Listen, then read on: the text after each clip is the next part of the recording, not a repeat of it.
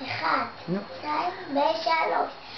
אמא של רותי הביאה מתנה, שמחה וששון, לכל ילד בלון.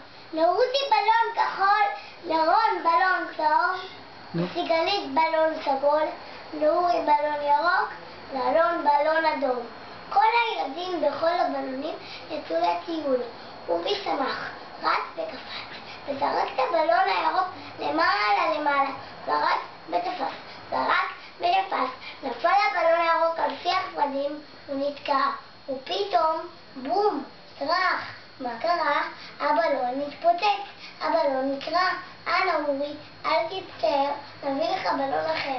פגשו ילדים את אבא שרון, שמכון ואמר, אבא, נפח לבלון הצהוב שהיה גדול כמו ראש שלך, גדול כמו שמש. אבא ניפח את הבלון, ניפח וניפח. פתאום בום, טראח. מה קרה? הבלון התפוצץ. הבלון נקרע. אנא אורי, אל תצטער, לירון, זה סופו של כל בלון. פגשו ילדים את מיצי, חתולתה של סיגלית. התכופפה סיגלית, רצתה ללטף את מיצי, חטפה מיצי את הבלון הסגול של סיגלית, גלגלה, תפסה, גלגלה, תפסה, שרתה את הבלון בציפורניה, פתאום, בום, טראח. מה קרה? הבלון התפוצץ, הבלון נקרע. אל תצטער לירון, אל תצטער סיגלית, כך קרה גם לירון, זה סופו של כל בלון. הבלון הסגול התפוצץ, הבלון הצהוב התפוצץ וגם הבלון הירוק. נשארו שני בלונים, בלון כחול לרותי, בלון אדום לאלון.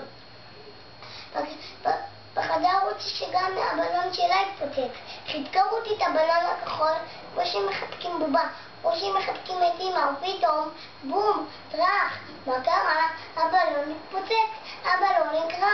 אל תצטער רותי, כך קרה גם לירון, זה סופו של כל בלון. נשאר רק בלון אחד, בלון אדום, הבלון של אלון. פתאום נשבה רוח חזקה, חטפה את הבלון האדום והעיפה אותו למעלה למעלה עד לעננים. אלון נפנף בידיו וקרא, שלום שלום בלון אדום. עמדו ילדים, נפנפו בידיים וקראו בקול אל השמיים, שלום שלום בלון אדום. תודה רבה. תודה רבה.